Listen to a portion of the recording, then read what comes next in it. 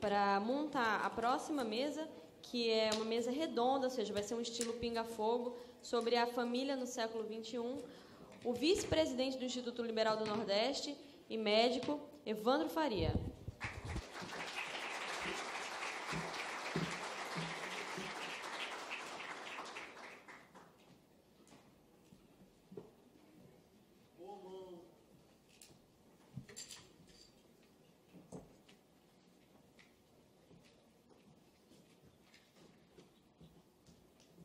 Boa tarde, pessoal. Bom, um médico coordenando uma mesa de família no século XXI, todo mundo deve estar estranhando, né? Mas a ideia é estranhar mesmo. A ideia é a gente poder ter um debate mais aberto, sem modelos, né? Que a gente possa discutir alguns temas que estão em voga. Eu preparei alguns slides aqui, que é mais alguns temas. Eu gostaria de chamar a mesa, para compor a mesa, né? Gostaria de chamar a doutora Érica Marques, doutora Érica, especialista em Direito da Família, professora da Unifor.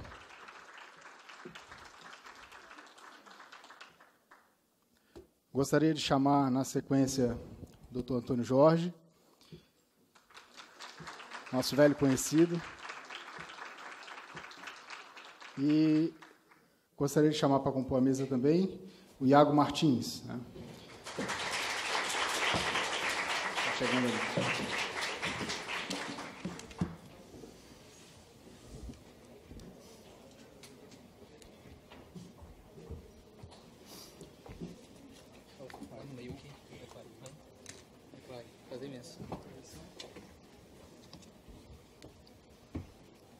Como é que faz a projeção aqui?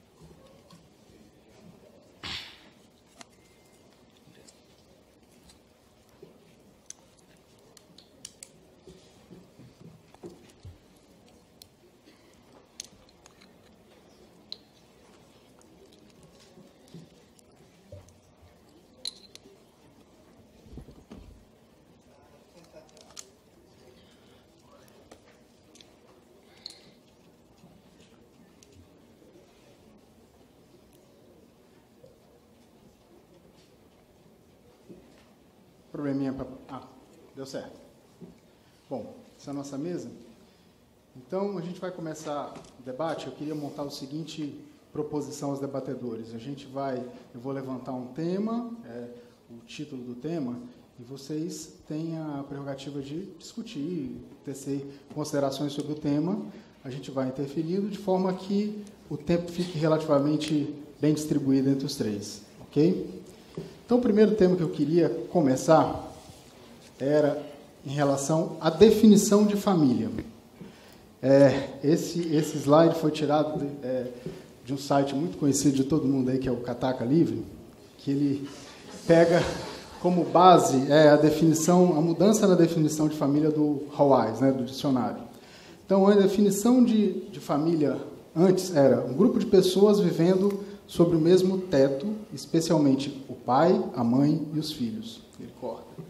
E a definição agora segue o seguinte conceito: é um núcleo social de pessoas unidas por laços afetivos que geralmente compartilham o mesmo espaço e mantêm entre si uma relação solidária.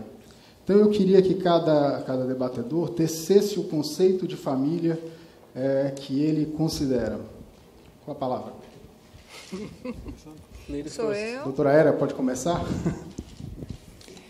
Eu acho injusto, porque eu sou minoria absoluta aqui. Sou minoria enquanto mulher, sou minoria porque eu tenho para mim que os outros dois vão seguir o conceito inicial de família. Mas eu quero dizer que, antes desse conceito, doutor Evandro, a definição de família abarcava também os escravos, tá? Os escravos, a mulher e os filhos.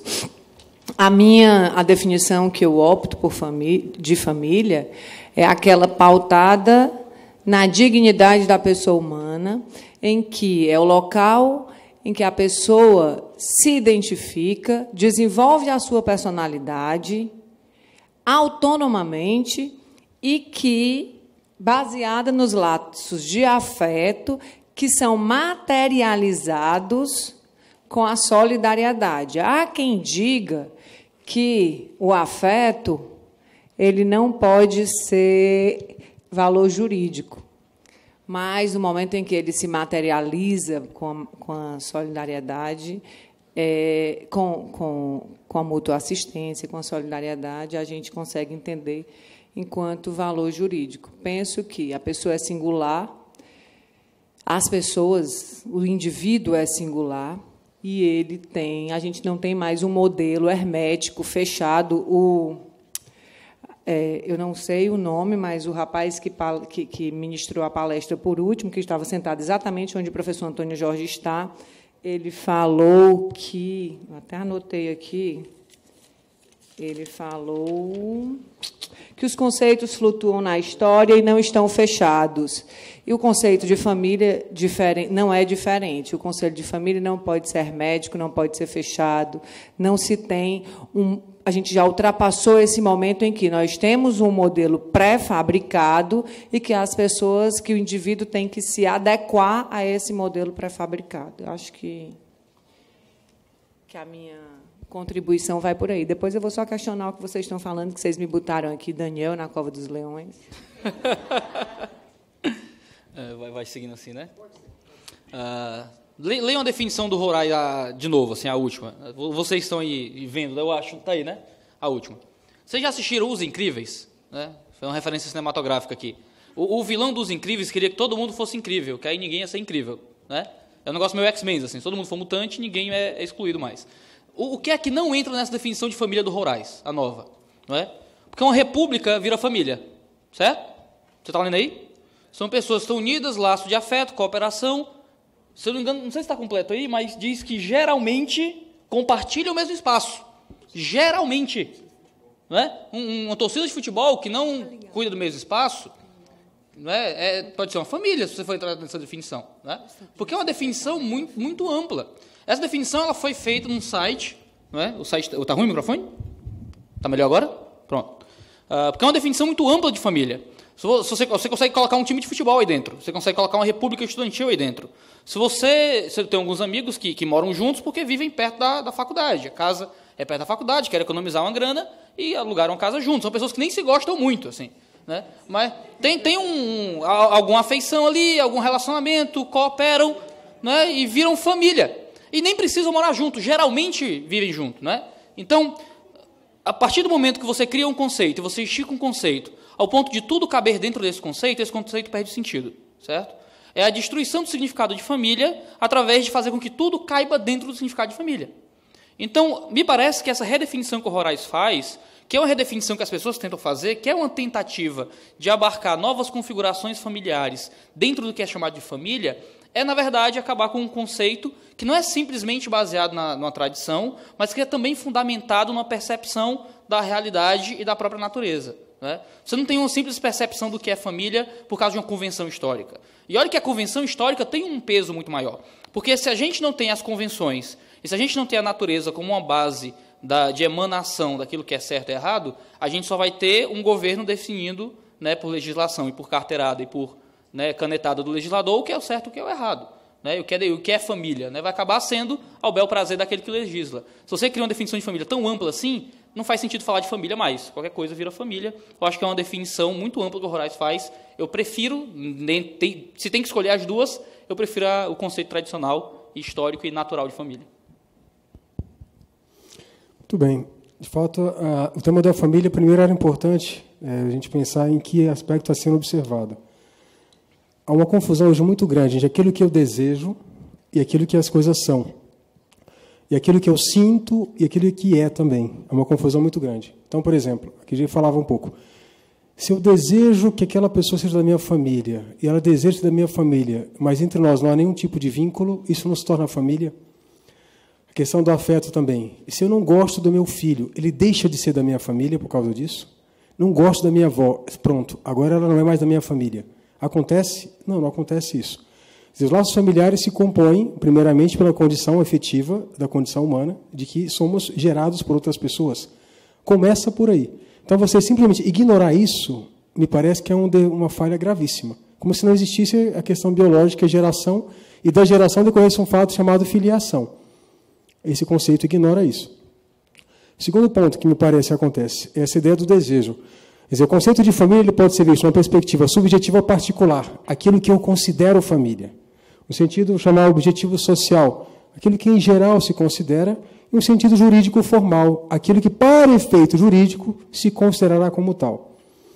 E é uma confusão muito grande hoje, pessoal, no direito, a tratar o que seria a terceira categoria pela primeira, o que o desejo tem que ser. Como se o direito estatal fosse um mercado de consumo que tem que atender ao meu desejo, acima de tudo. O Estado é meu serviço, da minha visão ideológica, do meu desejo.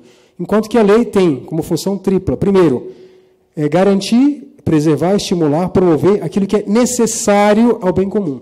Segundo ponto, exigir tolerância e respeito ao que é indiferente ao bem comum e alguém deseja fazê-lo. Terceiro ponto, combater o que é contrário ao bem comum. Ideologicamente, muitas vezes, retira essa segunda categoria, a ideia de tolerar, e se joga, se você não promove, você está combatendo, o que é falso.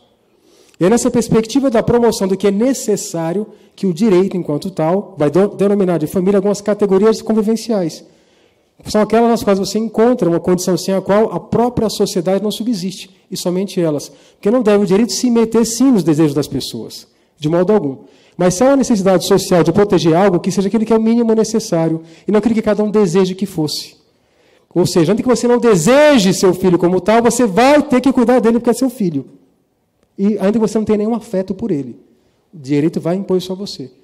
Agora, nem tudo que eu desejo será, portanto, considerado, porque nem tudo que eu desejo é necessário para o bem comum. Não significa que eu não tenha proteção jurídica com relação a esse meu desejo. Terei, sim, a proteção geral, como eu tenho nas minhas amizades e outras relações possíveis.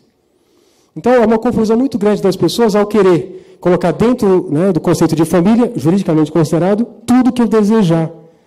Nessa mesma linha, daqui a pouco terá, se for assim avançar, a pedofilia vai decair. Se eu desejar ter relação com uma criança e ser família com ela, ter relação sexual, terá que ser acatado esse desejo. Se eu desejar ter, no caso, com a minha mãe, também deverá ser acatado se for o desejo, se for o afeto. O afeto não é elemento de configuração jurídica da família, porque o afeto é um elemento interior, subjetivo, não depende da minha liberdade. Eu não gosto de quem eu quis, de quem eu quero gostar. E o afeto é uma dimensão negativa que pouco se fala. Ódio, raiva são afetos. Se o afeto for colocado a categoria para fundamentar a posição jurídica da família, também deverá o desafeto entrar aí. Então, se eu não gosto mais do meu filho, não tenho nenhum dever de pagar pensão para ele. Ponto. E nem meu pai e minha mãe. E não é assim que funciona a ordem social, título 8º da Constituição Brasileira, que estabelece deveres que nascem da condição humana, da solidariedade. E essa dimensão da convivência humana familiar não é um atributo que é gerado por um desejo puro. Do ponto de vista civilizacional, ao longo do tempo, verão, nas diversas localidades, né, do planeta, ao longo do tempo inteiro, essa formatação da família. Então, na Constituição Brasileira, por exemplo, artigo 226, fala de 3 modelos concretos que vão por aí.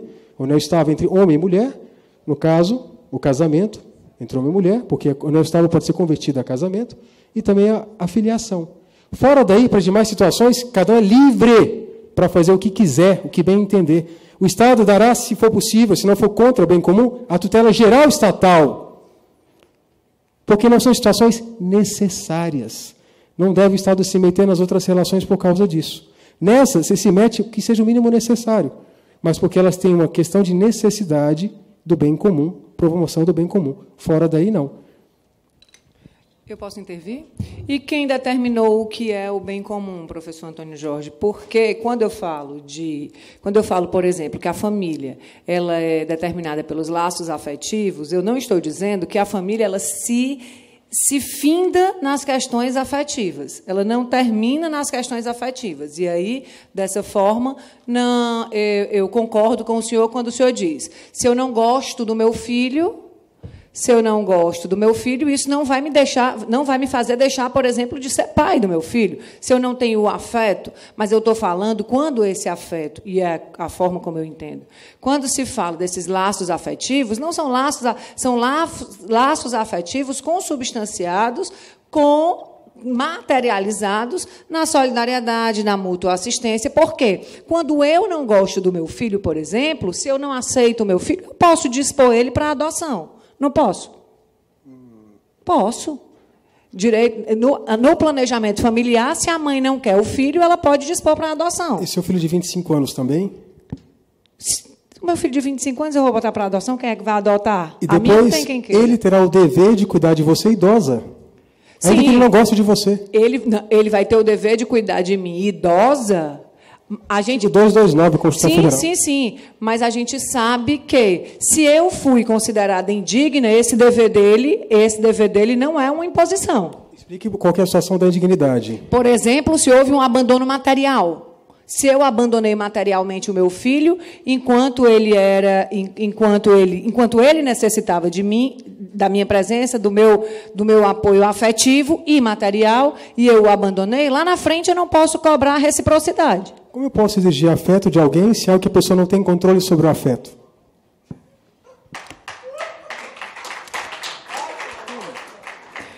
Você confunde e você conduz para uma confusão entre afeto, sentimento e afeto, valor jurídico. Eu não estou falando de afeto, sentimento.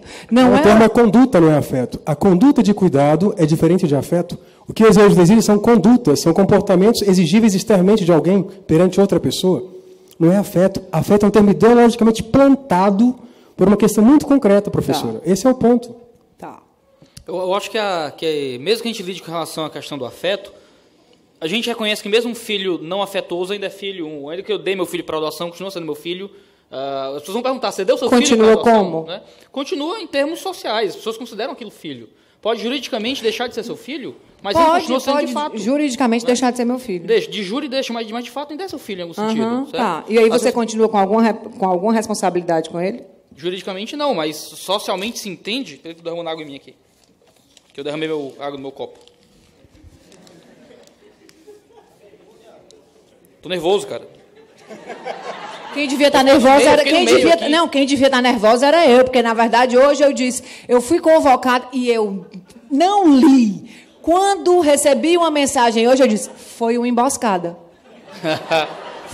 Eu vi com esse sentimento também de cilada. Não, foi uma emboscada. Eu não sabia onde eu estava, mas é culpa minha porque a gente não leu o edital. Eu vim com o mesmo sentimento, eu juro. Não é que eu sou o conservador aqui da mesa. Não, porque eu sou protestante. Você é o quê? Protestante, eu sou porque o senhor é pastor. Eu sou protestante. Tudo bem. Que bom. Fico feliz. Mas eu queria pontuar o seguinte, que ainda que a gente discuta a questão em nível jurídico, certo? O nível jurídico não abarca todo o significado do que é família, certo? Claro. Você tem família antes de ter Estado de Direito, a gente tem muita coisa. A família é uma instituição que dá base para o significado do que é Estado. O indivíduo, a família são instituições basilares. Desde quando forma o clã até isso virar um Estado, a família dá a base para aquilo que o Estado é. Quando a gente discute redefinições de família, geralmente a gente sempre vai entrar nas redefinições que o Estado vai dar de família, né? A gente não quer discutir aqui conceitos pessoais que as pessoas têm de família. Se você quiser colocar um hambúrguer no pão e chamar de família, você chama, tá ligado? Você faz o que você quiser. Agora, quando a gente discute esse tipo de coisa, geralmente a gente está preocupado sobre como é que o governo civil vai reconhecer ou definir o que família representa. Eu acho que essa é a grande questão que incomoda em algum nível. Porque eu, por exemplo, como um conservador de linha liberal, né, o que vocês vão chamar de socialistas, mas, né, eu sei, conheço vocês, certo? Mas eu sou um conservador de linha liberal, né? Eu acabo sendo... Eu fico preocupado que a gente queira que o governo civil tenha o poder de redefinir o significado de família de acordo com essa questão de desejo, né? Chegou minha salvadora aqui para me limpar. Vou chegar em casa e minha esposa vai perguntar, meu filho está nervoso, você se mijou? Né? Minha esposa vai ficar preocupada. Muito obrigado. Vou limpar minha calça. Né? Mas é água, viu? Fique registrado. Já participei de debates mais difíceis, então tá tranquilo. Né? Me preocupa muito que, no contexto desse debate público, a gente cobre do governo civil que ele assuma redefinições modernas de família e ache que isso é lutar pela liberdade. Porque é isso que eu escuto meus amigos liberais, né? Eu quero mais liberdade, queremos mais liberdade. Então, o que é que a gente quer? A gente acha que liberdade são mais possibilidades de ações na realidade. Então, a gente quer mais possibilidades de casamentos reconhecidos pelo Estado. Só que a gente não entende que isso é dar para o governo civil o poder de redefinir conceitos que lhes são anteriores. É do Estado ser algo que flui da família e do indivíduo e o Estado ter o poder de redefinir o significado de família. Isso é serrar o galho que você está sentado, certo? É pegar a serra elétrica e cortar o cabo que liga na tomada. O Estado ele é dependente de uma definição que lhe é anterior de família, que é algo que provém de toda uma construção de milênios, de séculos, sobre o que é uma instituição familiar, e que vem também de uma ordem natural. Você percebe isso da emanação da natureza. Eu estou mudando de casa e tem uns gatinhos lá na rua, certo? E você encontra uma coisa meio esquisita ali, mas que emana da natureza uma compreensão do que é família, do que é relacionamento, do que são as coisas. Se a gente dá na mão do governo civil o poder de redefinir o significado de uma instituição, o que é que ele não pode fazer sobre aquela instituição? Então, quando sai a lei Menino Bernardo, que me proíbe de dar palmadas no meu filho, né, que, no fim das contas, é isso que acontece. Quando você encontra em países orientais proibições para que você tenha determinado número de filhos na família. Quando, no Brasil, você é proibido de não matricular seu filho na escola para ensinar ele em casa, ou fazer homeschooling, ou colocar ele numa associação de pais, porque senão você está abandonando o seu filho intelectualmente. Você tem que dar seu filho 4 horas a 5 horas por dia na mão do Estado. Senão o Conselho Tutelar pode ir na sua casa. Isso é um poder que o governo tem sobre a família, que a gente, como liberal, reclama, mas a gente, como liberal, quer que o governo tenha o poder de redefinir o que é família. Não que ele perceba da natureza o que é família, não que perceba da história o que é família, e use essa percepção, essa emanação da realidade sobre o que é família para legislar. Não, a gente quer que o legislador, na base da canetada, não é, dê mais liberdade. Né? A gente beijaria a mão de qualquer tirano se ele prometesse um pouquinho mais de liberdade. E, na minha opinião, isso é um problema sério para a gente como liberal. Né? Fique à vontade. Tá? Vou tentar não derrubar aqui. É meio contraditório mesmo essa ideia. Quando eu, assim, depois que eu soube onde era que eu estava metida... Todo mundo amigo aqui, tá? Tá. Todo mundo bem. Não, eu vou me lembrar que, há uns 2 anos, estavam nessa mesa o professor Tepedino, o professor Fachin e a Winnie veio palestrar. E a Winnie disse assim, eu sou o lado negro da força. Eu estou me sentindo o lado colorido da força. Arco-íris da força. Mas o que eu quero dizer com as palavras do Iago? Quando você diz assim, eu acho, para mim, fica meio contraditório mesmo, quando a gente... E aí eu confesso, do pouco que estudei sobre liberalismo, a gente tem uma ideia de interferência mínima do Estado. E aí a gente, ao mesmo tempo que fala de uma interferência mínima do Estado, por exemplo, na economia,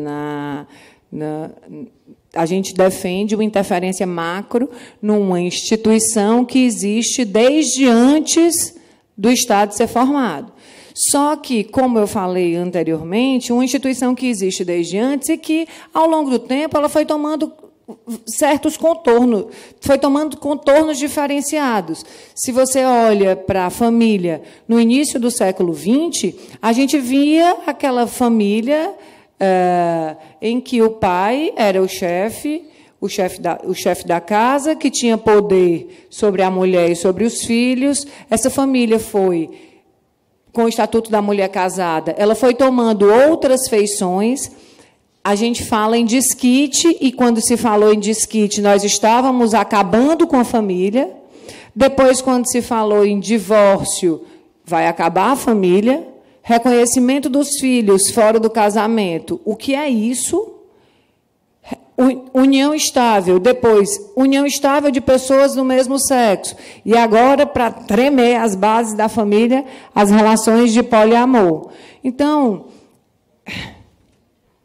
você vê que o CNJ já deu para suspender, mas tinha cartório fazendo escritura de relações de 3 pessoas. Aonde isso vai parar? Mas a pergunta é...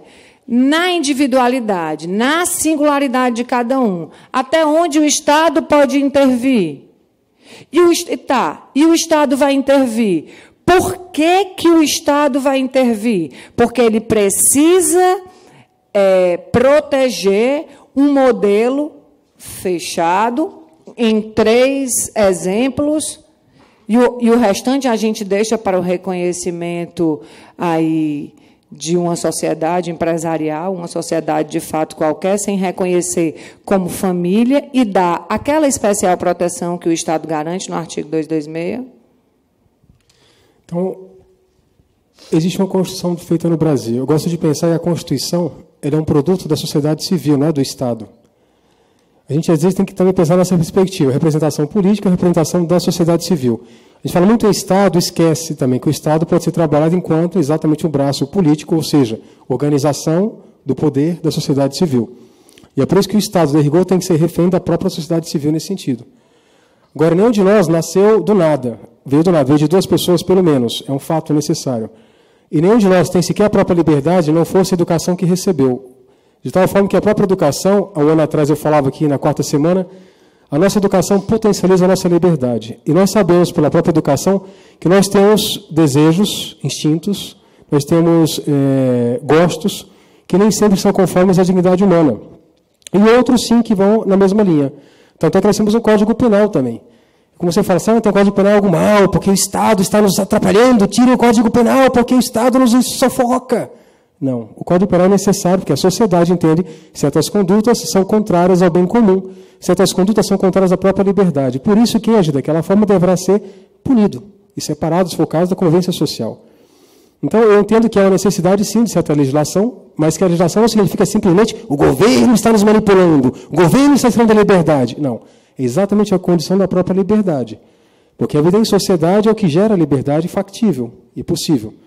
Nessa medida, novamente, algumas situações a gente percebe em sociedade que são necessárias para a própria preservação dela, outras não. Então, por exemplo, a amizade não vai ser categorizada, nunca foi como família.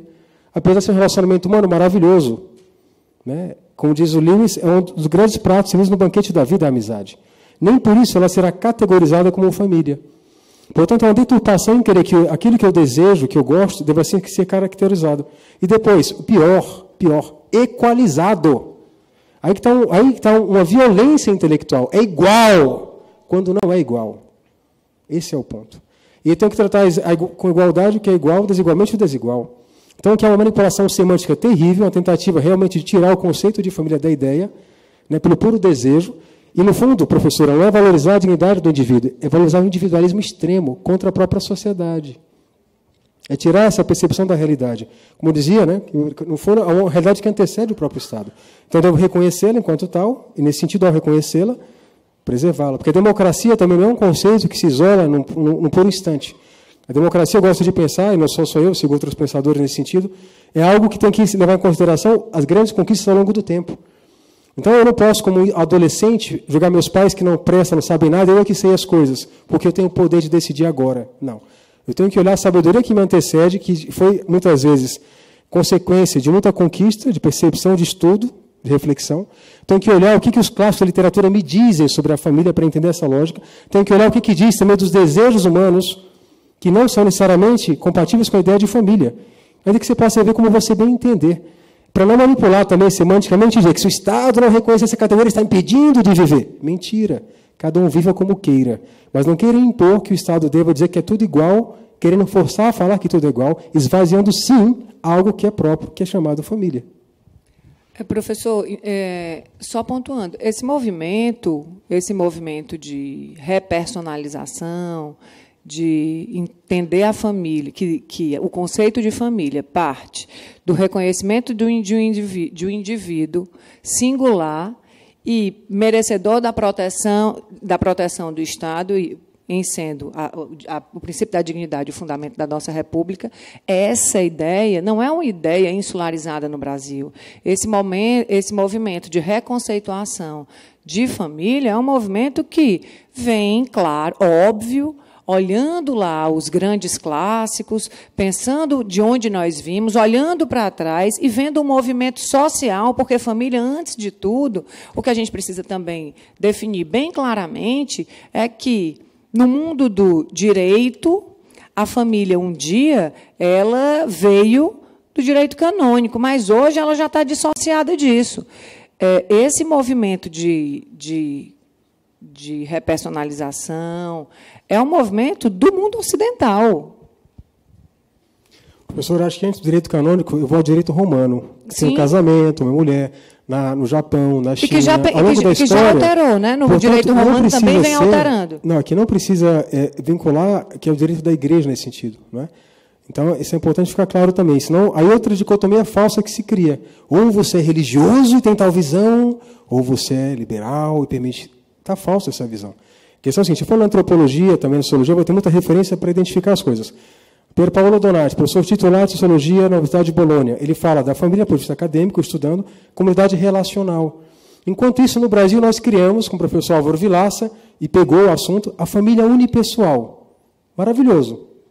A senhora concorda com a família unipessoal? Existe isso? Família unipessoal, que tal? Eu acho, se a pessoa quer ser família só ela e ela sozinha... Estou satisfeito com a sua resposta. Minha pergunta é a seguinte, aí vamos para a proteção do Estado. Vamos para a proteção do Estado. Eu sou sozinha, eu moro sozinha. Eu decidi... Dignidade humana. Eu decidi em ser só na vida, tá?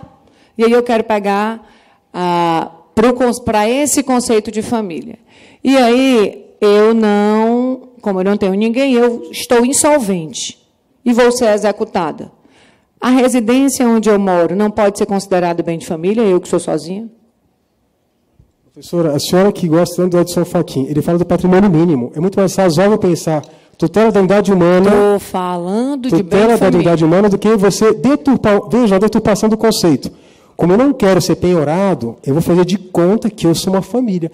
Todos aqui somos 300 famílias reunidas. Fora que cada um tem a lei de si próprio.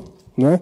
Então, cada um de nós somos, talvez eu seja 5 famílias ao mesmo tempo, porque eu sou eu com a minha avó, eu com a minha mãe. Né? Então, de repente, ficou uma situação curiosa. Então, a manipulação do termo utilitarista é exatamente o caso aqui, que serve para as outras situações. Manipula-se o conceito de família para atingir certos fins, certos desejos que se quer. Deixa eu fazer um breve comentário. Pode, fica à vontade. Posso? Claro. É porque alguns desejos eles são guardados, amarrados, engavetados. Porque é um risco tirá-los, soltá-los.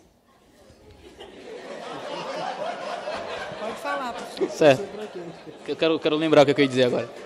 Certo. Pode falar. Um dos princípios... Claro, um dos princípios fundamentais do conservadorismo, né, já que eu sou o canserva da mesa, né, é a ideia da política da prudência. Né? Eu acho que é o Kirk que falava que instituições históricas, sociais, elas demoram séculos para serem construídas e anos para serem destruídas. E construir é muito mais difícil que destruir estruturas sociais. Né? A gente não vive em atomismo social, a gente vive em comunidade, e vivendo em comunidade, ainda que eu tenha uma luta pelo meu direito individual de viver a minha vida, isso não pode acontecer em detrimento do outro, e a gente tem que sempre pensar no bem comum. Né? A minha luta pela minha liberdade individual não pode vir contra todo o bem que é coletivo também. Né?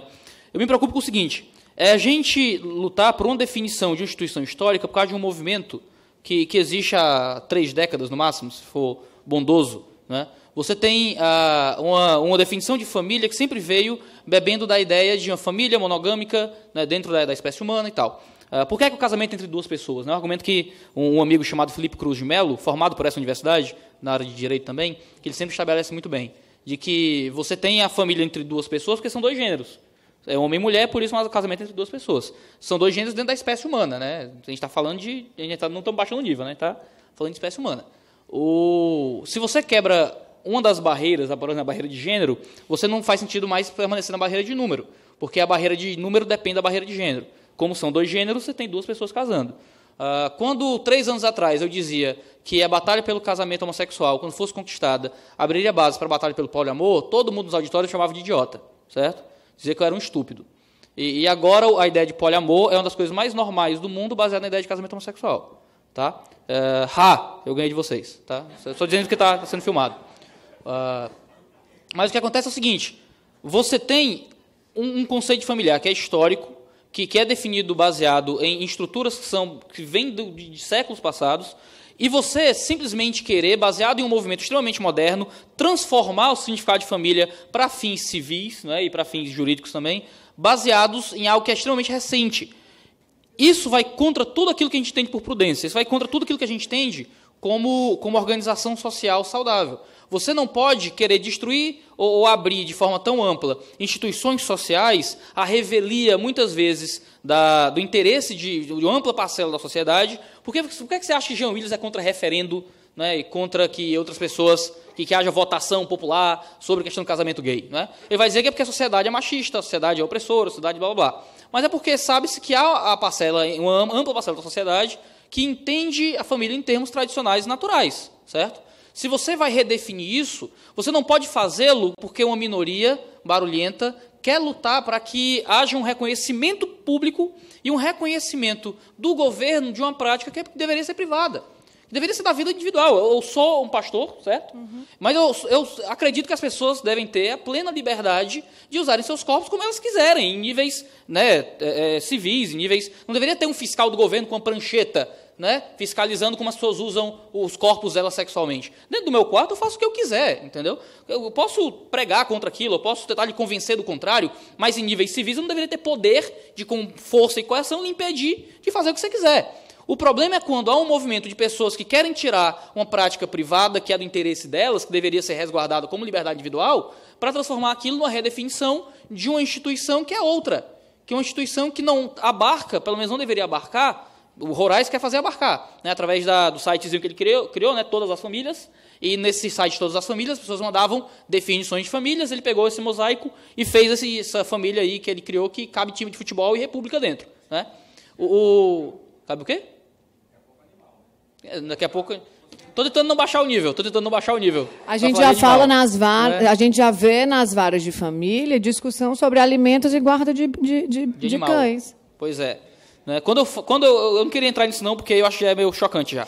Mas se você quebra barreira de gênero e barreira de número, por que você vai permanecer com a barreira de espécie? Né? É a pergunta que eu fico. Porque se as duas consequências lógicas da barreira de espécie caem, a barreira de espécie é só uma definição arbitrária do governo. Se o governo quiser dizer que, olha, tudo bem, se eu dei como governo o direito de família ser isso aqui, eu posso dar também o direito de ser isso aqui. A família deixa de ser uma coisa percebida pelo governo para ser definida pelo governo. Eu acho que esse é o pior dos totalitarismos. Né? Doutor? Não vou dar bola para gol, não. Tudo bem, deixa. Não vou dar bola para gol. Não, eu só queria pular para o... Você quer complementar? Eu só fazer um comentário muito breve. Nesse caso, bom, eu acho que no fundo é isso daí que está falando um pouco, né? O Estado não é que ele tem que chegar e definir, que aí fica a briga pela questão política para conseguir configurar uma ideia de família, da forma A, B ou C, né? O problema é porque, assim, não se manifesta, o Estado não se manifesta, e as coisas vão tomando proporções. Por exemplo, acho que na Espanha, se não na Itália, eles determinaram que o casamento era família, o resto era entidade familiar. Acho que é assim, não é? É assim? Não sei. Acho que é. Eles falam.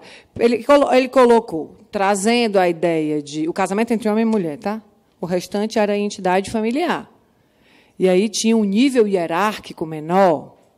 E eles mantêm, porque traz a ideia da influência do direito canônico e tudo mais. Então, esse modelo, que foi o modelo inicial, ele está lá no top. O restante... Porque quando a gente fala... Quando a gente discute e vai tentar defender uma ideia de família pautada no local onde a pessoa desenvolve a sua personalidade, como vida privada, a gente desinstitucionaliza a família como um ente estatal e ela vai para a vida privada, que foi mais ou menos o que você disse. Só que você diz assim, o que você faz na sua vida privada, ok. Agora, não vamos forçar o Estado a reconhecer isso como modelo de família? O problema é, a gente não vai forçar o Estado a reconhecer isso como modelo de família, mas esses agrupamentos, embora eu concorde ou não concorde, embora eu ache que uma relação homoafetiva, ela não é família, porque lá na minha igreja, e aí eu estou falando Érica mesmo, lá na minha igreja o meu pastor disse que que a família é como veio lá no Gênesis 2, Adão e Eva, aquilo é que era família. Embora exista isso, eu não posso fechar os olhos para, por exemplo, duas pessoas do mesmo sexo que viveram juntas a vida toda e não posso aplicar ali, por exemplo, o que se aplica no reconhecimento enquanto entidade familiar, que eles têm solidariedade entre si, que eles estão vinculados, que eles cumprem, inclusive, o já ultrapassado dever de fidelidade, que hoje a gente é muito mais pautado na ética. Eu sou fiel não porque existe uma norma dizendo que eu tenho que ser fiel. Eu sou fiel porque eu escolhi aquela relação e eu tenho que ser ético com as minhas escolhas. E aí, passam 30 anos, findo aquele relacionamento com a morte, eu vou reconhecê-lo enquanto sociedade de fato e não vou reconhecer aquela proteção estatal, aquela proteção especial que o Estado garante ao que é família. Aí, quando eu chego nesse ponto, nessa encruzilhada, aí é onde me esbarra a questão da proteção da pessoa, a questão da dignidade. Uma dignidade essa que o próprio Cristo falou lá atrás, sabe?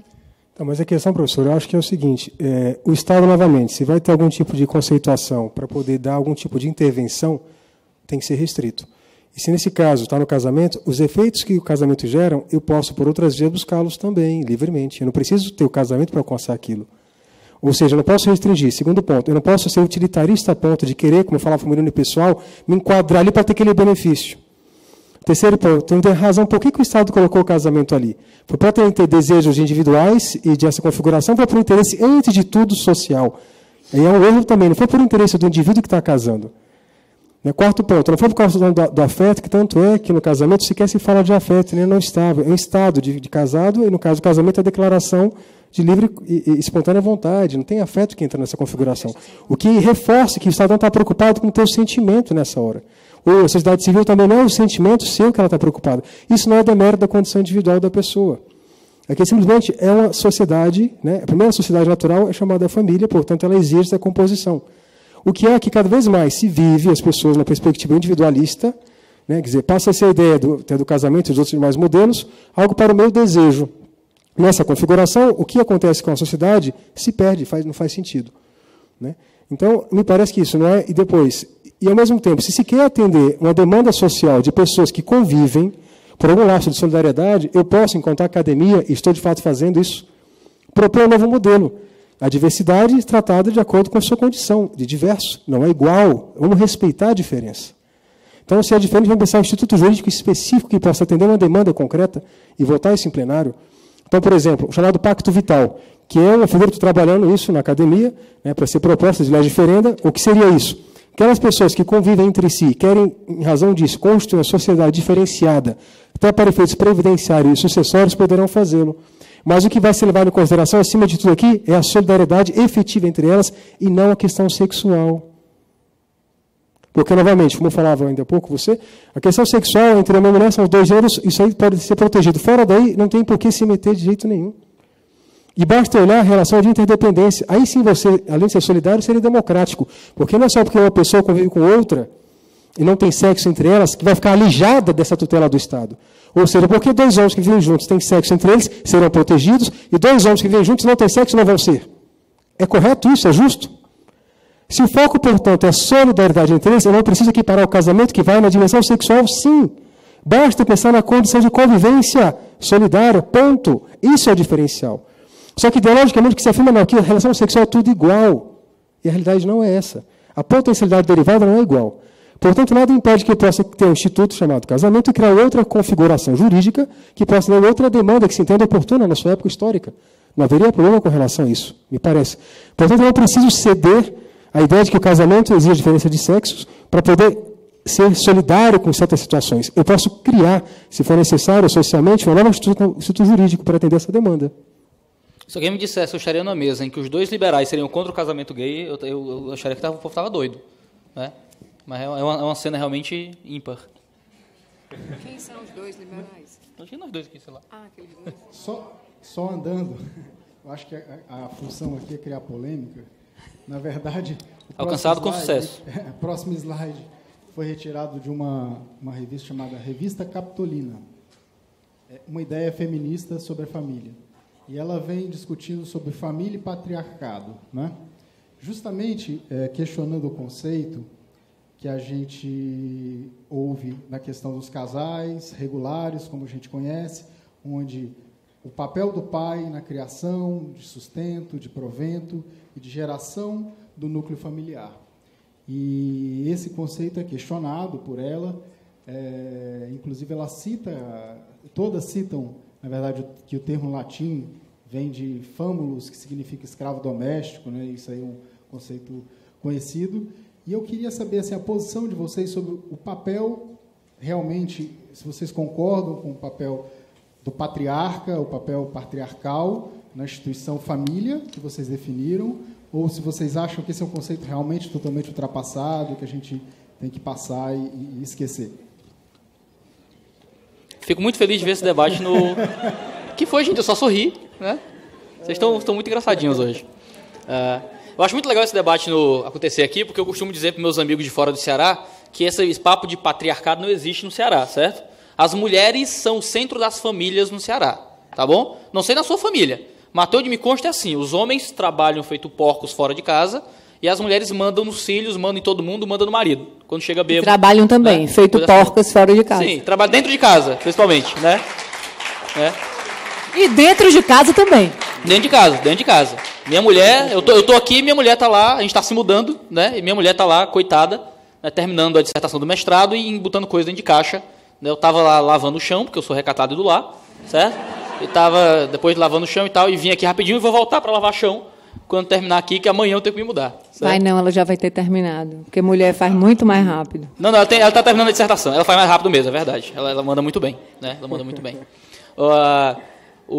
É interessante que essas configurações de família, com relação a patriarcado e matriarcado, acabam que bebem muito das questões culturais, às vezes estão relacionadas com machismo, de forma geral, obviamente, de que existem muitas vezes situações domésticas de homens dominadores, que querem muitas vezes, que têm uma visão até inferior do que é a mulher, não é? E acreditam que a mulher é inferior, que a mulher tem que obedecer, que a mulher é fraca, que a mulher é isso, aquilo. Você já deve ter ouvido em algum lugar, ou pelo menos assistido um filme, ou coisa assim, ou ser de uma instituição familiar que tem essa visão. Já que a gente está no meio da polêmica, então eu vou colocar a polêmica, né? Isso é diferente de você ter uma visão complementarista do casamento. O que eu quero dizer com isso? De que dentro do casamento existem talvez divisões de papéis, em que voluntariamente, ambas as partes do casamento entendem que possuem papéis distintos. Às vezes a mulher entende que deveria ficar em casa, o homem entende que deveria, de alguma forma, cuidar do dinheiro, ou trabalhar, ou algo assim, fora de casa, a mulher trabalhando em casa. Do homem ter uma função que a mulher tem outra, a mulher entender que o marido é uma voz mais forte sobre os filhos homens e coisas assim. O problema é que hoje em dia entende-se isso como configuração necessariamente machista de família, né? De que tudo tem que ser igual. Só que às vezes existem diferenças até biológicas dentro da família, né? A mulher é quem tem o filho dentro de si. Eu posso me autodeclarar mulher o quanto eu quiser, não é? Eu não vou criar ovário, né, por mágica, eu não posso parir o meu filho. Eu acho uma coisa, para mim na teoria é muito bonito, né? Eu tenho o meu filho sendo gerado dentro de mim. Na teoria é muito bonito, às vezes dá um trabalho, né? Eu tenho uma amiga que teve filho ontem, né, e é coisa um pouco mais trabalhosa. Mas eu não posso participar disso, eu não tenho o direito de escolher gerar meu filho dentro de mim. Certo? Não posso. Minha mulher ela tem essa possibilidade física e biológica. Eu tenho uma possibilidade física e biológica de fazer coisas que minha mulher às vezes não consegue, de carregar um peso, de pegar umas caixas, coisas assim, que normalmente, o homem tem por ter mais testosterona, tem mais força para levar peso. O que eu quero dizer com isso? Às vezes há uma configuração natural por parte da biologia do homem e da mulher que acaba levando eles a um tipo de papéis diferentes dentro da família. Não porque um é melhor que o outro, certo? mas que às vezes um casal entende, talvez por uma orientação religiosa, uma questão moral pessoal, ou simplesmente porque a mulher prefere cuidar dos filhos e o homem vai trabalhar fora de casa, você tem esse tipo de diferença dentro da família. Eu poderia só olhar para isso aqui e dizer, eu concordo, não pode ter patriarcado, tá? Mas como eu quero ver o circo pegar fogo, né? Como eu li hoje no Facebook, quero ver o mar pegar fogo para comer peixe frito, né? Então quis jogar aí uma polêmica para a gente debater em cima disso. Nem escuta a zoada da mutuca.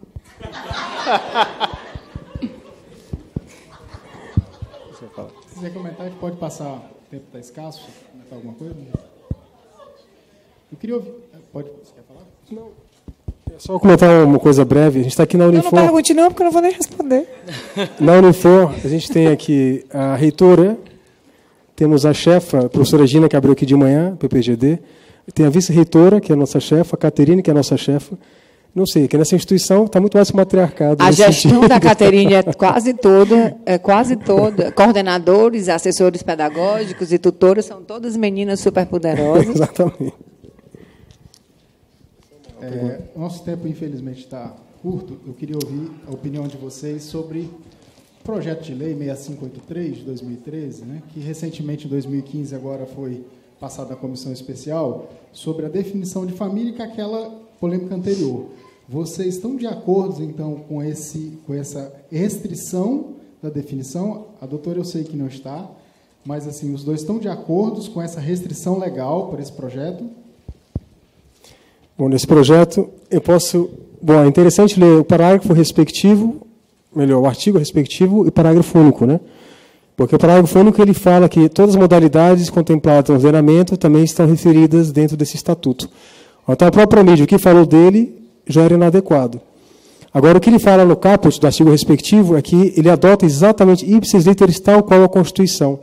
Porque, até o instante, não houve no Brasil nenhuma manifestação do Parlamento, está se tentando agora, que alterasse a definição efetiva da família. Não há, na própria Constituição. O que houve foi, mediante interpretação do Supremo, um adendo.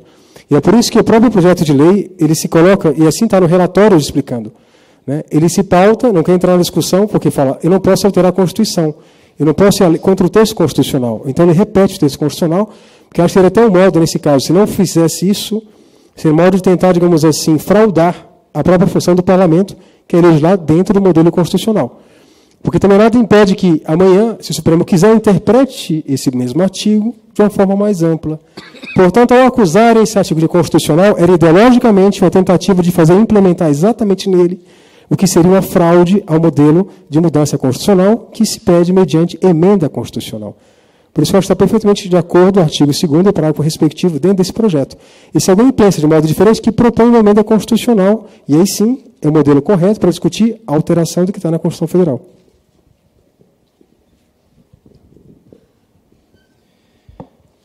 Agora, assim, o último tema que eu queria colocar para vocês, e queria abrir para as perguntas, né?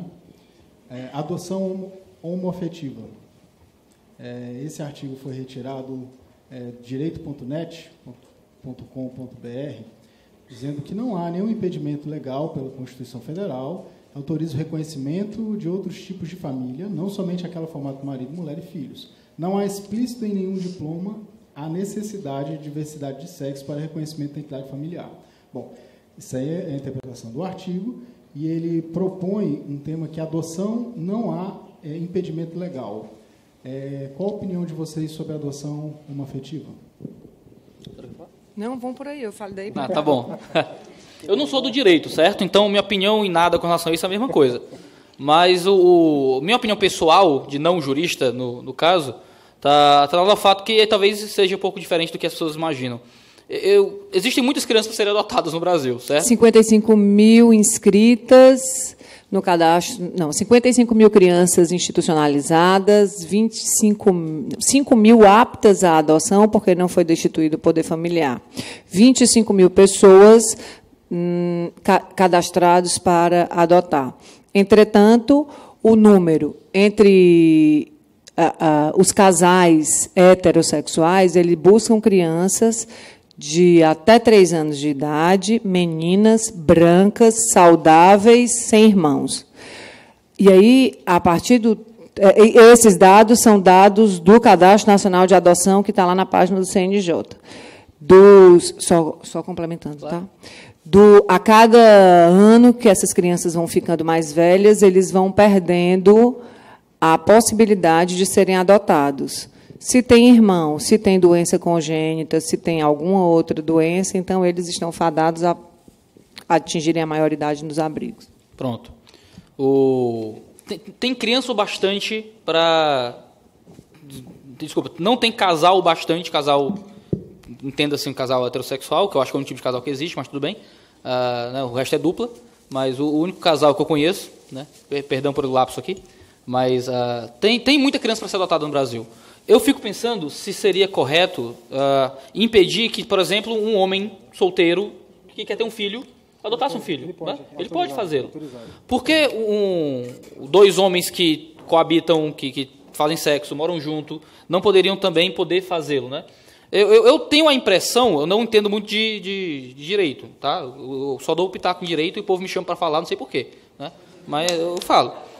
De um dos homens da família adotar, né, ele pode fazê-lo. Por mais que seja mais difícil em termos de fila de adoção, né? Se for casais tradicionais, geralmente tem mais prioridade nesse sentido. E eu entendo até que tenha, porque você vai preferir dar prioridade para os casais que têm mais dinheiro, estrutura mais familiar com mais condição, sei lá, de forma mais correta. Correto no sentido de tudo mais dentro do padrãozinho para um filho crescer bem e tal. Eu penso assim que não qualquer família que você pode jogar casos extremos, mas qualquer grupo de pessoa que tem interesse em adotar uma criança, que passa pelo processo doloroso e demorado que é adotar uma criança, que queira fazê-lo, qualquer coisa é melhor que um orfanato, entendeu? Você ter um pai que ele queira, pode ser uma dupla homossexual que mora juntas e tal. Eu preferia que a criança crescesse lá do que crescesse jogada na mão de um funcionário que está ali tratando como fosse gado, às vezes, a criança. Às vezes nem está, mas é uma pessoa que ama as crianças, mas que não é um pai, entendeu?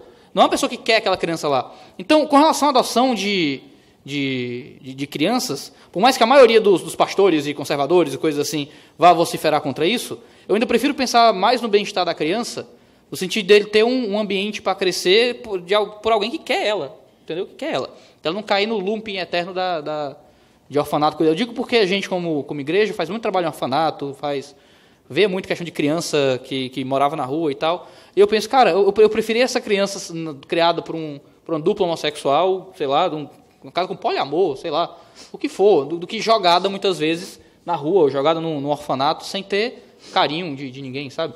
Isso é uma coisa que, aí, minha opinião, como não jurista, eu já falo como pastor, entendeu? Eu falo como um indivíduo, né? De ter alguém que receba aquela criança aí vocês que entendem direito que briguem aí. Tá? Eu acho que não tem briga, não. Sobre isso, tem? Eu acho, assim, a partir do momento em que eu entendo que uma relação homoafetiva é uma relação reconhecida, que tem união estável, porque o STF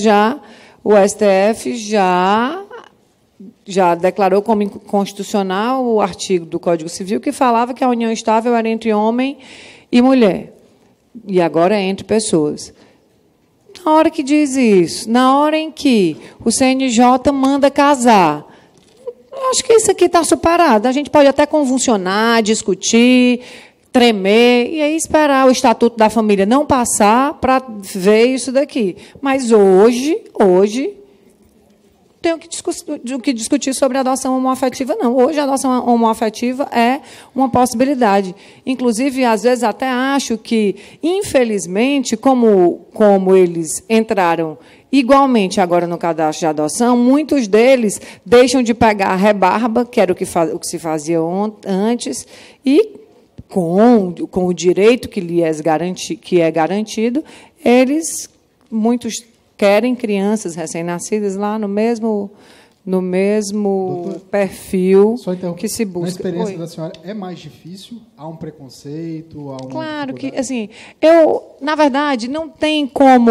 Eu não atuo muito nas varas de adoção, mas eu penso que não tem mais essa dificuldade, porque vai para o cadastro, né? Na hora que você... A não ser que a dificuldade seja inicial no processo de habilitação, que aí tem um quê de subjetividade. Tem uma psicóloga que vai visitar, tem uma equipe multidisciplinar que vai ouvir quem está se habilitando, mas eu quero dizer a vocês que aqui, no Ceará, tem um processo tramitando, inclusive é um dos poucos que tramita, como reconhecimento de multiparentalidade por casal homoafetivo. O sujeito que era um político municipal, ele é casado e o marido dele tinha uma filha, e quem cria a filha do marido são os dois.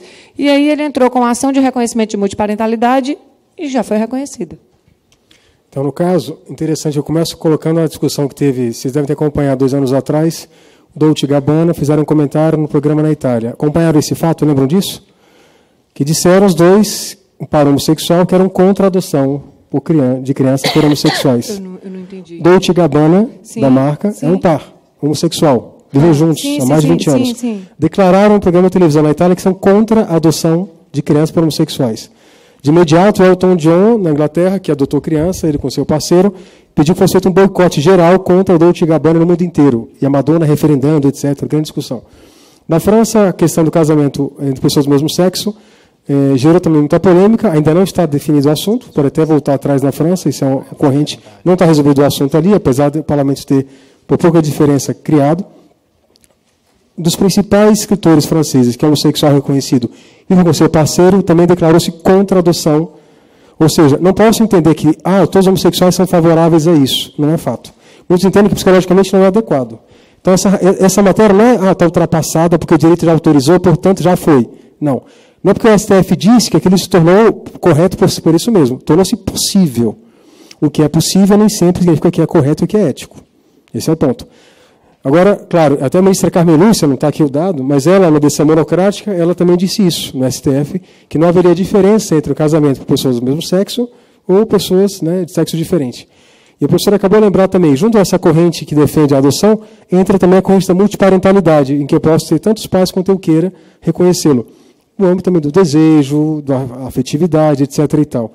Que é outro ponto que demarcava também antes o que era a família, um pai e uma mãe. Então, novamente, por a questão da homossexualidade, isso vai sendo adulterado enquanto a origem de pai e de mãe, quanto à configuração para atender certos interesses. Agora, no Brasil, se permite também que possa uma pessoa sozinha adotar, sempre pôde. Não nada impede que o homem, querendo adotar uma criança, possa fazê-lo. E há um instituto jurídico também que está sendo viabilizado no Brasil, que chama apadrinhamento civil, que é diferente do que há em Portugal, e é diferente daquele que já foi criado no Ceará, que é tipo uma ideia de colaboração econômica para ajudar uma criança. A ideia que está sendo agora preparada é diferente da qualquer. Exatamente situações como essa, em que há, por exemplo, um pai que cria uma criança, é um pai e uma mãe. Para manter a identidade pai e mãe, um terceiro querer entrar nessa relação para dar uma ajuda, para favorecer, seria o padrinho civil. Então está sendo montado agora esse modelo. Novamente, para atender uma demanda, sem por isso deturpar um conceito civilizatório, que vem de muito tempo e que se pretende possa passar, que existe um pai e uma mãe. Como até hoje em dia, nenhum de nós aqui, digamos assim, sofre pelo fato de talvez ter sido criado na casa do tio, convivido com o tio, e reconhece no tio talvez a figura mais importante que seu pai. E nem por isso precisa chamá-lo juridicamente como pai. E desqualificar, por exemplo, aquele que o tinha. Ou precisa somar no seu registro civil, ele é meu pai também. Que no caso já tem aquele uso, novamente, de direito do consumidor, eu quero que a lei atenda o meu desejo. Como eu queria que meu tio fosse meu pai também, eu quero que ele seja assim. Então, ou seja, mais uma vez, tem que estar atento a isso, que muitas vezes as pessoas estão querendo usar a lei para seus desejos, suas pretensões, seus sonhos, que não necessariamente corresponde àquilo que seria adequado de ser repassado enquanto necessidade, o mínimo necessário do Estado ao longo do tempo em matéria de família. A gente vai abrir para 2 perguntas. A gente está sem tempo. A Vitória, quem deseja fazer perguntas? Não, pode pegar. Aqui, Vitória, na frente. Diga seu nome, de onde veio, se é daqui de Fortaleza, e faça a pergunta direcionada. Bem, boa tarde. Meu nome é Renata Carla, eu faço parte do Instituto Veritas. E minha pergunta era também em relação a essa modificação de conceito de pai e mãe, que hoje eles têm substituído muito a expressão pai e mãe por cuidador, justamente para abranger todos esses conceitos de família. E eu tenho visto até recentemente muito que tem se discutido a questão de considerar também os animais como família. Então, queria saber o posicionamento de vocês em relação a essa abrangência de estrutura familiar, esse perigo também da configuração da relação do animal dentro do âmbito familiar, o que também acaba reduzindo a quantidade de filhos hoje mesmo que as famílias elas têm optado por ter filhos e substituído essa necessidade por pelos animais, né? A gente vê essa discussão. Eu sou estudante de direito, então eu vejo muito, estudo muito. Eu estou estudando esse semestre direito de família. O assunto é bem oportuno para mim. Então eu vejo muito essa questão de discutir a guarda, né, do animal, né, como fazendo parte da família, e o conceito, queria também que vocês falassem um pouco desse conceito de pai e mãe sendo substituído por cuidador. Alguém se habilita?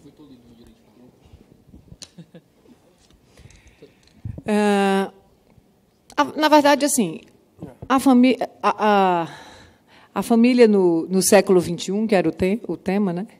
Essa família, como eu já falei, ela tomou outras feições. O Bauman fala aí que é a família na sociedade líquida, em razão das relações líquidas. Assim, hoje, aquele conceito que vocês colocaram aqui de família, uns 3 slides atrás, e depois da ideia do papel da mulher e o papel do homem dentro de casa, isso também se transformou. A ideia do conceito de cuidador, que, na verdade, eu, sinceramente, não tinha ouvido ou atentado ainda para essa ideia de conceito de cuidador, para destituir, porque, mesmo mudando as feições da família, a figura de pai e a figura de mãe, elas permanecem. Ou sendo pai-pai, ou sendo pai-mãe, ou sendo mãe-mãe, elas permanecem. Eu não sei se o cuidado, esse conceito de cuidador estaria vinculado à família ou vinculado a quem está na posse da criança. Não.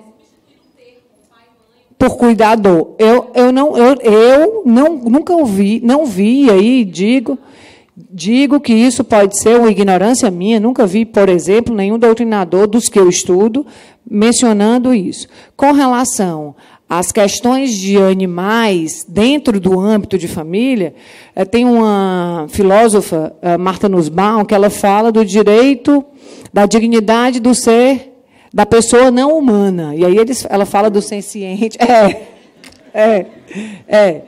O direito da pessoa não humana. A pessoa jurídica, por exemplo, né? Pessoa não humana. Pois é. Ela fala, e aí ela coloca os animais dentro disso. E nessa ideia dela lá, assim, se a gente hoje tem formações, vai fazer parte da família, por exemplo, eu não consigo ver como é que o gato é, de fato, meu filho, né? Ou faz parte... Como faz parte da família. Mas o que a gente já vê definição de guarda. Ações de guarda de animais dentro das varas de família. Se houver afeto, cooperação e coabitação entre... Né? Solidariedade. Entre você eu não e o gato. Vejo a solidariedade entre eu e o gato. A mútua assistência, como é? Ele se roça na tua perna, faz um carinho e tal. Não. Né? Não. Dá comida. Eu não consigo ver. Família. Eu não consigo enxergar. Eu não consigo materializar o afeto na relação com o gato, não. Você sabe que eu também... Aí eu vou para o lado que o professor Antônio Jorge fala. Eu não gosto de gato. Pior, não gosto de bicho, não. Eu acho que, olha uma coisa curiosa, né? A gente tem que estar atento que muitas vezes... para explicar o que eu vou falar agora. 2 semanas atrás eu vi um aluno da graduação da UFC comentando uma pesquisa dele. Ele fala sobre a questão da religião civil. O que é religião civil?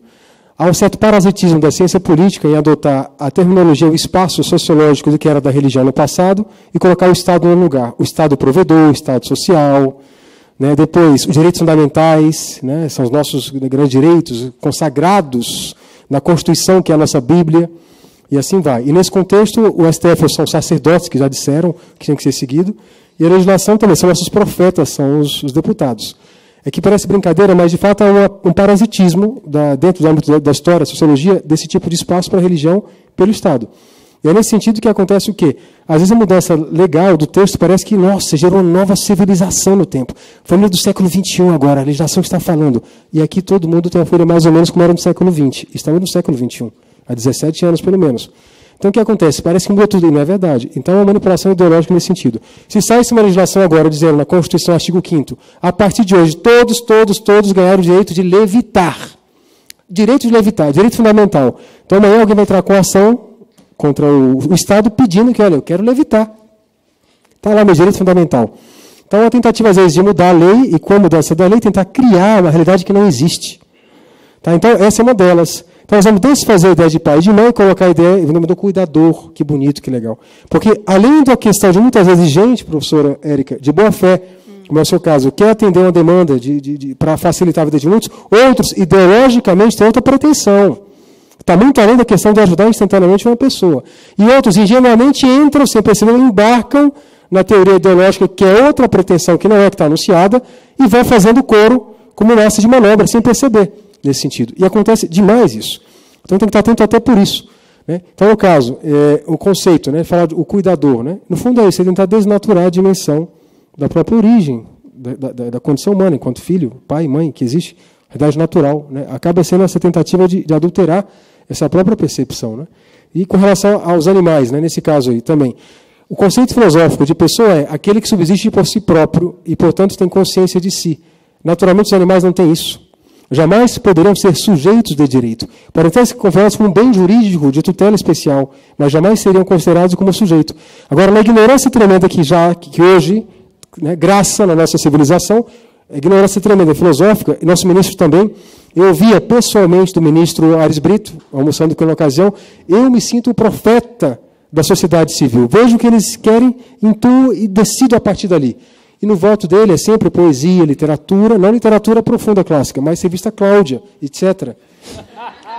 Nada contra a revista Cláudia, mas não é um ambiente próprio para fundamentação da posição do STF.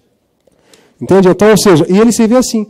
Então, ou seja, a gente graça com argumentos sentimentais, nosso povo é sentimental, então parece que ali tem muita verdade e conteúdo, quando não tem. Tem espuma. Né? E acaba trabalhando com pedacinhos de verdade que são manipuladas. Lembre-se que anos atrás tinha propaganda da Folha de São Paulo, ganhou sucesso, vários prêmios, que falava, é possível dizer um monte de mentiras falando só a verdade. Pedacinhos de verdade mal posicionados, parece uma verdade e é pura mentira. Se não lembra, eu vou fazer um pouco spoiler, contar essa história, vale a pena entrar no YouTube e colocar propaganda Folha de São Paulo. Então começa a falar, esse homem mudou a sua nação, esse homem tirou a inflação de tantos por cento e fez isso, esse homem criou condições de vida digna para milhares de pessoas, esse homem, e vai ampliando o foco da imagem. Esse homem foi elogiado por todo mundo, etc. Aí amplia o foco e aparece quem? Hitler. E fala, é possível dizer um monte de mentiras falando só a verdade. Tudo que era a verdade. E você, ao escutar aquilo, parecia que realmente era um grande homem e a cara final era do Hitler. Então, nesse discurso, muitas vezes de favorecer os desejos, há muita coisa nossa que nos soa, nosso coração acorda, e é muita falsidade o resultado final, porque está sendo manipulado o discurso. Tá? Então, essa aparência de evolução, às vezes até uma involução, porque a gente está escondendo o quê? E aí, para encerrar minha fala, pelo menos nesse sentido, André Froissart, um jornalista francês, já falecido da Academia Francesa de Letras, falava, a sociedade contemporânea, em sua inigualável covardia, prefere legalizar os seus erros a combatê-los. Ok. Bom, pessoal, acho que a gente estourou o tempo. Estourou.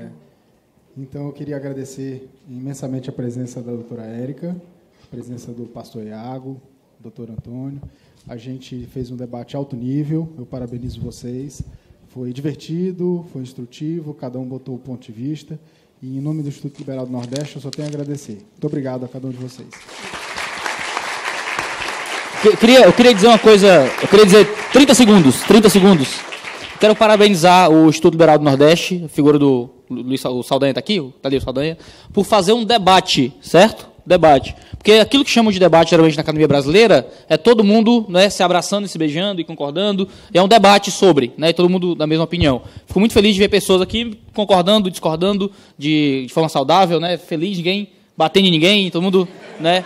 E eu fico muito feliz que só num instituto como esse você encontra, né? Por enquanto. Mais. Quando eu sair ali, né? Mas parabéns, muito obrigado por essa oportunidade, que isso aqui é uma coisa que a gente não encontra em todo lugar, né? Obrigado.